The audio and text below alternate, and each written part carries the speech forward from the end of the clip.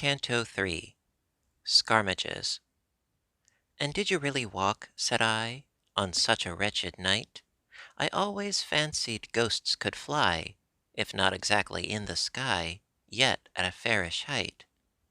It's very well, said he, for kings to soar above the earth, but phantoms often find that wings, like many other pleasant things, cost more than they are worth. Spectres, of course, are rich, and so can buy them from the elves, but we prefer to keep below their stupid company, you know, for any but themselves. For though they claim to be exempt from pride, they treat a phantom as something quite beneath contempt, just as no turkey ever dreamt of noticing a bantam. They seem too proud, said I, to go to houses such as mine.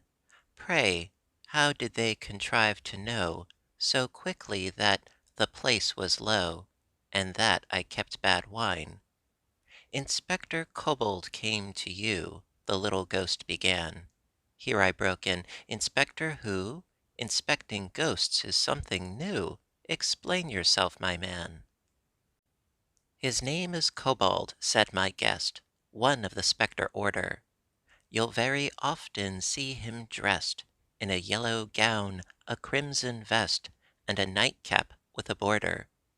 He tried the Brocken business first, but caught a sort of chill, so came to England to be nursed, and here it took the form of thirst, which he complains of still.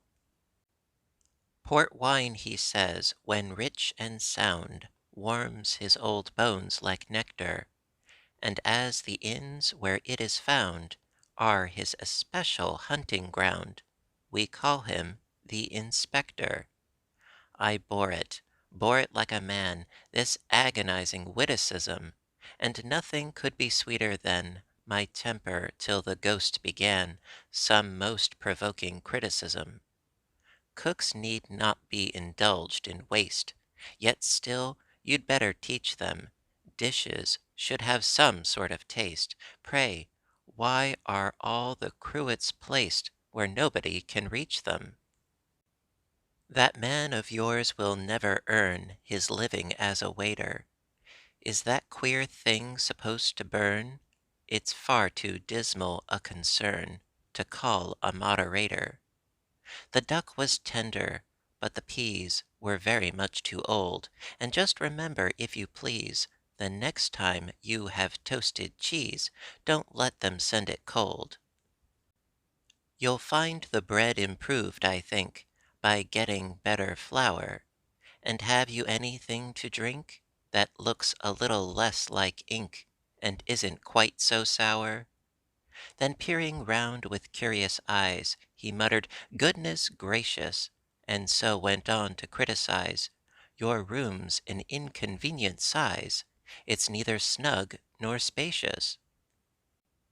That narrow window, I expect, serves but to let the dusk in. But please, said I, to recollect 'twas fashioned by an architect who pinned his faith on Ruskin. I don't care who he was, sir, or on whom he pinned his faith. Constructed by whatever law, so poor a job I never saw, as I'm a living wraith. What a remarkable cigar! How much are they a dozen? I growled, no matter what they are, you're getting as familiar as if you were my cousin. Now that's a thing I will not stand, and so I tell you flat. Aha, said he, we're getting grand, taking a bottle in his hand. I'll soon arrange for that.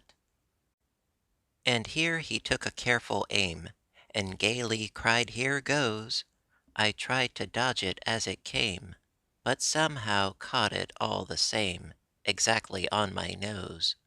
And I remember nothing more that I can clearly fix, till I was sitting on the floor, repeating, 2 and 5 are 4, but 5 and 2 are 6. What really passed I never learned, nor guessed. I only know that when at last my sense returned, the lamp, neglected, dimly burned. The fire was getting low.